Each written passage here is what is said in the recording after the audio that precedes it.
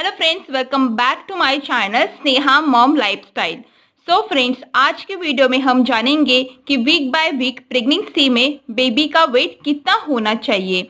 मुझे baby wait को लेकर हर रोज बहुत सारे कमेंट्स आते हैं। वहाँ पे बेबी वेट और वीक को लिखकर पूछा जाता है कि मैम ये वेट नॉर्मल है या नहीं। इस बात को लेकर महिलाएं जो प्रेग्नेंट है वो थोड़ी चिंतित दिखाई देती है। सो फ्रेंड्स, आज की वीडियो में आपके साथ मैं मेरी अल्ट्रासाउंड रिपोर्ट शेयर करूंगी जो मैंने मेरी पूरी प्रेगनेंसी के दौरान की थी, ताकि आपको आइडिया आ जाए कि इस वीक के हिसाब से बेबी का वेट कितना होना चाहिए।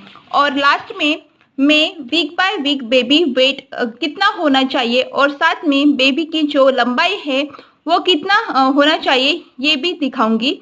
सो फ्रेंड्स, और एक बात क्लियर कर दूं, ज़रूरी नहीं है कि मेरे बेबी का वेट जितना है उतना ही वेट आपके बेबी का हो, क्योंकि हर बेबी की डेवलपमेंट अलग अलग होती है और उस हिसाब से उसका वेट भी कम या ज़्यादा हो सकता है।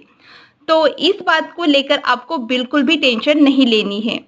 बर्थ के टाइम बेबी का जो नॉर्मल वेट है इंडिया में वो 2 kg से लेकर 3 kg तक का होता है। तो इस हिसाब से बेबी का वेट कम या ज़्यादा हो सकता है। मेरे बेबी का वेट बर्थ के टाइम 3.2 kg था, तो उस हिसाब से अल्ट्रासाउंड में उसका एवरेज एस्टिमेट वेट दिखाया गया है। सो फ्रेंड्स, इस वीडियो को आप एंड तक ज़रूर देखें। अगर पसंद आता है तो लाइक कीजिए और आप मेरे चैनल पर नए हो तो सब्सक्राइब करना मत भूलिए। सो फ्रेंड्स, ये है मेरे बेबी के 9 वीक की अल्ट्रासाउंड और यहाँ पर कहीं भी आपको बेबी का वेट दिखाई नहीं देगा, क्योंकि फर्स्ट ट्रिमेस्टर में 12 हफ्ते तक बेबी का वेट अल्ट्रासाउंड में नहीं दिखाते।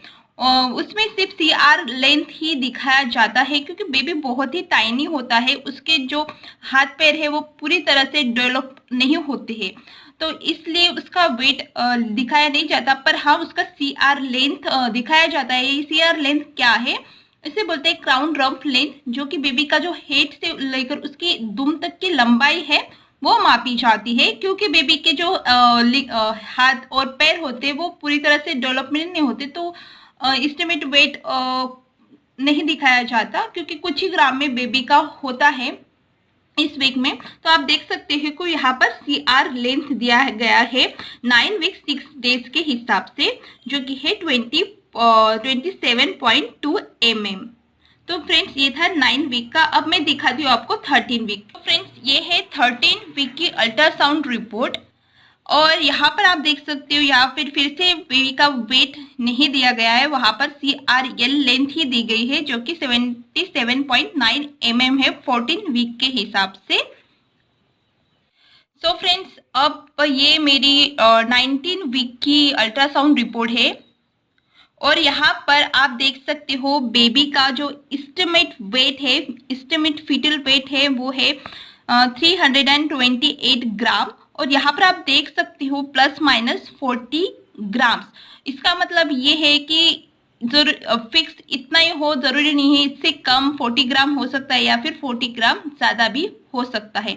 सो फ्रेंड्स, ये जो वेट है, एस्टिमेट वेट है, वो कुछ पैरामीटर के आधार पर निकाला जाता है, जैसे कि BPD, HC, ABD, FL, tibial length.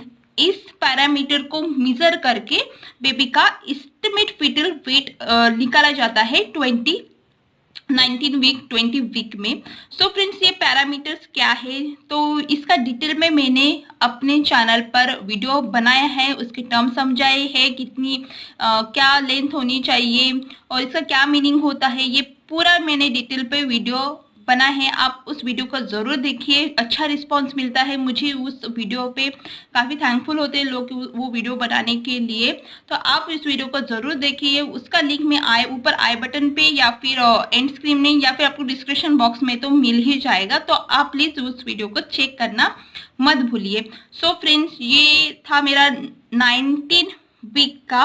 और यहाँ पर देखिए जो फर्स्ट और सेकंड ट्रिमेस्टर होता है, यहाँ पर बेबी का वेट काफी कम होता है, मतलब कुछ ग्राम में ही होता है। इस फर्स्ट और सेकंड ट्रिमेस्टर में पूरा फोकस बेबी का डेवलपमेंट का हो, जिसको इंटरनल ऑर्गन है, ठीक है, तो उसका डेवलपमेंट पे ही ज्यादा फोकस होता है इस दौरान। और जो लास्ट ट्रिमेस्टर होता है उसमें बेबी फटाफट से वेट गेन करता है वीकली।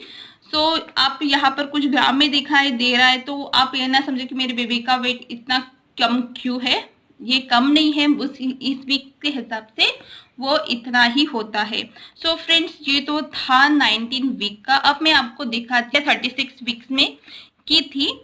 और यहाँ पर आप बेबी का वेट देख सकते हो 2285 ग्राम, ठीक है। और इसके एक महीने बाद मुझे बेबी डिलीवर हुआ था, तो मेरे बेबी डिलीवर होने के बिल्कुल एक महीना पहले का आप वेट है ये।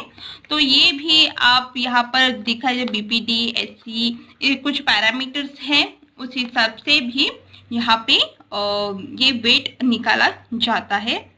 सो फ्रेंड्स, ये तो था मेरे बेबी का अल्ट्रासाउंड रिपोर्ट। और फिर से मैं कहूंगी कि जरूरी नहीं कि मेरे बेबी का वेट इतना है तो आपके बेबी का भी इतना हो, थोड़ा कम या ज्यादा हुआ सो इट्स नॉर्मल, ठीक है। आपके डॉक्टर बता देंगे कि आपका बेबी का वेट नॉर्मल है या नहीं, बट आपको चिंता करने की कोई जरूरत नहीं है, क्योंकि मेरे बेबी का बर्थ के टाइम वेट 3.2 kg था, उस हिसाब से उसका अल्ट्रासाउंड में वेट भी इतना ही था। सो फ्रेंड्स, ये थी मेरी अल्ट्रासाउंड रिपोर्ट। अब मैं आगे आपको एक चार्ट दिखाऊंगी, वहां पे बेबी का वीक बाय वीक वेट और लेंथ कितना होना चाहिए वो वहां पे लिख कर होगा। आप उस हिसाब से एक अंदाजा लगा सकते हो कि उस वीक के हिसाब से आपके बेबी का वेट कितना होना चाहिए। तो चलिए देखते हैं। सो फ्रेंड्स, और मुझे कुछ क्वेश्चन पूछे जाते हैं कि प्लासेंटा और FHR और कुछ बेबी पोजीशन को लेकर के उस हिसाब से बेबी का जेंडर पता चलता है क्या नहीं। तो उस पर भी मैंने एक डिटेल पे वीडियो बनाए हैं कि ultrasound report through baby gender कैसे पता करें। आप वो वीडियो भी जरूर देखिए, मैं उसका भी लिंक आपको आई बटन या फिर एंड स्क्रीन और डिस्क्रिप्शन बॉक्स में दे दूंगी। तो वहां से अगर आप देखोगे तो आपके डाउट्स क्लियर हो जाएंगे। और वहां पर मैंने मेरा एक्सपीरियंस शेयर किया है अपने अल्ट्रासाउंड थ्रू। सो फिर मेरा यही मोटो रहता है कि मैं मेरे एक्सपीरियंस थ्रू, मेरे अल्ट्रासाउंड थ्रू आपको गाइड करूँ, या फिर आपको इससे आइडिया हो जाए कि बेबी की ग्रोथ कैसे होना चाहिए, डेवलपमेंट कैसे होना चाहिए, आपको अब प्रेगनेंसी में कैसा ख्याल रखना चाहिए। सो मेरा यही एक उद्देश्य है। सो इस तरह की वीडियो आप देखना चाहे तो मेरे चैनल को जरूर सब्सक्राइब कीजिए। और मिलते हैं नेक्स्ट वीडियो में, तब तक आप अपना और बेबी का ख्याल रखिए।